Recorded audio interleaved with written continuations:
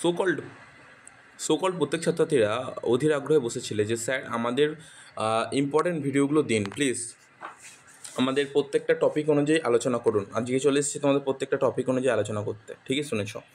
তো আগে স্যাংশন ভিডিওটা নিয়ে বললাম, স্যাংশন স্টুডেন্টদের জন্য বললাম, এবার বলবো অ্যাপ্রুভ স্টুডেন্টদের জন্য।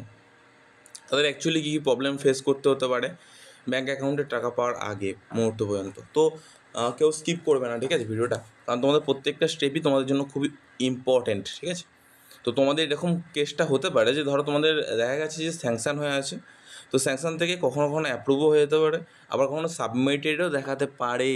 সকল প্রত্যেক ছাত্রছাত্রীকে উদ্দেশ্য করে একটা কথা বলবো, ভাববে যে আমার স্যাংশন হয়ে গেছে বলে ভিডিওটা আমি দেখবো না, তাহলে তুমি ভুল করছো। আমি তোমাদের ফার্স্টেই বলে দিলাম, ফার্স্ট অফ অল যদি ভিডিওটা কেটে চলে যাও, পরবর্তীকালে যদি এরকম সমস্যার সম্মুখীন হও, তখন কিন্তু হাপিত্তিস করে বসে থাকা ছাড়া আর কোনো রকম কোনো উপায় থাকবে না। সো টিক চলো ভিডিওটা শুরু করা যাক।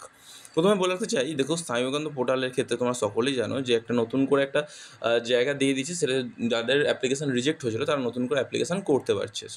তোমাদের সমস্যা হওয়ার কোনো প্রবলেম নেই, এখানে সমস্যা সব সমাধান হয়ে যাওয়ার কথা। তো এই মুহূর্তে যে সমস্ত ফরওয়ার্ড বাই HY স্টুডেন্ট ছিল তাদের তো সমস্যার সমাধান আমি করবো। তার আগে অ্যাপ্রুভ স্টুডেন্টদের বলে দিই, তারা একটু জল খেয়ে নিই, দাঁড়াও 1 মিনিট। প্রথমে তোমাদের উদ্দেশ্যে একটা কথা বলি, অ্যাপ্রুভ মানেটা কি?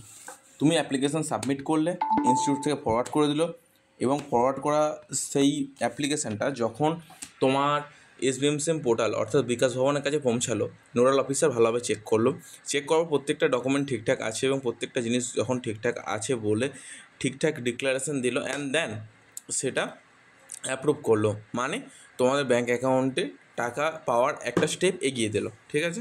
আশা করি তোমাদের ব্যাপারটা বোঝাতে পারলাম।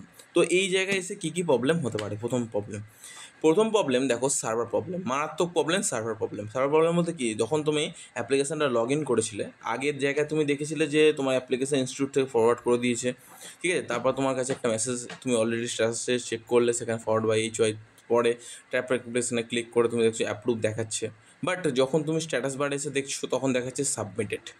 এই প্রবলেমটা তোমাদের ক্ষেত্রে সকলেরই হতে পারে, এটা ফার্স্ট প্রবলেম। সেকেন্ড যে প্রবলেমটা হতে পারে সেটা মারাত্মক গুরুত্বপূর্ণ প্রবলেম, সেটা হচ্ছে এখানে তো ব্যাঙ্ক বা ফিনান্সিয়াল কোনো প্রুফ তো চেক করে না, এখানে চেক করে তোমাদের ডকুমেন্টেশান। তো এখানে সবথেকে গুরুত্বপূর্ণ যে প্রবলেমটা তোমাদের হতে পারে সবথেকে বেশি ডকুমেন্টেশান। তো ডকুমেন্টেশানের ক্ষেত্রে তোমাদের একটা কথা আমি বলে রাখছি, প্রত্যেকটা ডকুমেন্ট খুবই ইম্পর্ট্যান্ট তোমাদের কাছে। তো আমি তোমাদের বলতে চাই, পেমেন্ট স্লিপ থেকে শুরু করে প্রত্যেকটা ডকুমেন্ট, মার্কশিট থেকে শুরু করে তোমার প্রত্যেকটা বিষয় কিন্তু এখানে ক্ষতি না ক্ষতিভাবে দেখা হয় কিন্তু, অ্যান্ড দেন তারপরে তোমাকে ফিনান্সিয়াল লেভেলের ভেরিফিকেশানটা স্টার্ট হয়। আশা করি তোমাদের বোঝাতে পারলাম।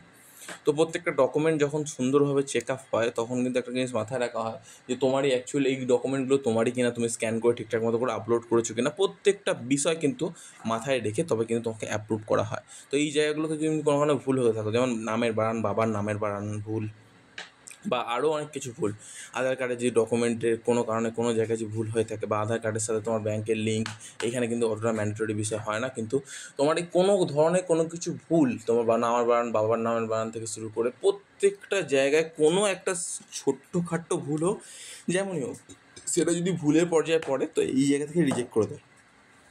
তো এখান থেকে স্যার আমরা রিজেক্ট হওয়ার থেকে বাঁচবো কী করে? দেখো, যতক্ষণ পর্যন্ত অ্যাপ্রুভ মিটে গেছে, এবার স্যাংশন বা ফিনান্সিয়াল লেভেলে ভেরিফিকেশান হচ্ছে, বা ফরওয়ার্ড বা HY স্টুডেন্টের ক্ষেত্রে একটাই কথা বলবো, যখন তোমাদের ইনস্টিটিউট থেকে এটা ফরওয়ার্ড করে দিতে, তখন ইনস্টিটিউটের হাতে কিছু থাকে না, তখন সম্পূর্ণ পোর্টাল হাতে চলে যায়। তো তোমার একটা কাজ করতে অবশ্যই পারো, তো SBMSM পোর্টালে একটা নির্দিষ্ট টাইমে, কোন টাইমে ফোন করবে সেটা কিন্তু একটা ম্যাটার করে এখানে।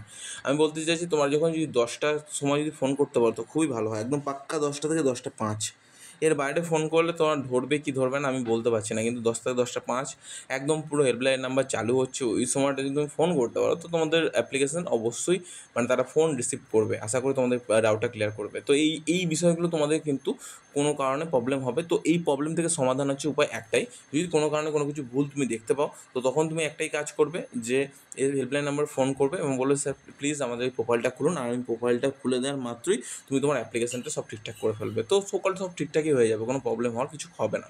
তো এই জায়গাতে তোমার সমস্যার সমাধান হয়ে গেল। তো আরও একটা গুরুত্বপূর্ণ সমস্যার সম্মুখীন হতে পারো এই মুহূর্তে দাঁড়িয়ে, সেটা হচ্ছে তোমাদের যখন ডকুমেন্টেশনের ক্ষেত্রে তোমাদের স্ক্যান করো, স্ক্যানটাও কিন্তু মোস্ট ইম্পর্ট্যান্ট থাকে, আর কোয়ালিটিটা।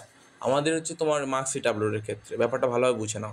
ধরো দেখা যায় তোমার বিএসসি বিকম তুমি যে কোনো রেজাল্ট তুমি মার্কশিটটা আপলোড করেছো, সেখানে পার্সেন্টেজের জায়গাটার সাথে এই পার্সেন্টেজের জায়গাটা তোমার মিলছে না, ঠিক আছে, কোনো কারণে। এটা এসবিএমসিএম পোর্টালের ক্ষেত্রে বলছি কিন্তু, হ্যাঁ, কথাটা কিন্তু মাথায় রাখবে। এসবিএমসিএম পোর্টাল মানে হচ্ছে ডাইরেক্টলি এটা বিকাশ ভবনে চলে গেছে অ্যাপ্লিকেশনটা, তখন এটা প্রত্যেকটা বিষয় না খুঁটিয়ে নাচিয়ে দেখে। তো এই বিষয়গুলো যখন পুরোপুরি 100% ক্লিয়ার থাকে যে তোমার ডকুমেন্টগুলো নাম্বার তোমার ঠিকঠাক আছে, পার্সেন্টেজ সব ঠিকঠাক আছে, যখন প্রত্যেকটা বিষয় তারা খুঁটিয়ে ঠিকঠাক মতো করে দেখতে পারে, তারপরে তারা কিন্তু অ্যাপ্রুভ থেকে স্যাংশন করে। আশা করি বোঝাতে পারলাম যে অ্যাপ্রুভ স্ট্যাটাসটা অ্যাকচুয়ালি কী এবং অ্যাপ্রুভে কী কী প্রবলেম হতে পারে। তো এই প্রবলেমগুলো তুমি যদি সমস্যার সমাধান করে নিতে পারো, তাহলে তুমি 100% সিকিওর থাকো, তোমার ব্যাঙ্ক অ্যাকাউন্টে টাকা ঢুকছেই। আশা করি তোমাদের বোঝাতে পারলাম। মানে 25 তারিখে যদি তোমরা এই বিষয়গুলো ঠিক করে থাকো, তাহলে তোমাদের যাদের অ্যাপ্রুভ আছে তাদের স্যাংশন হচ্ছে 100%।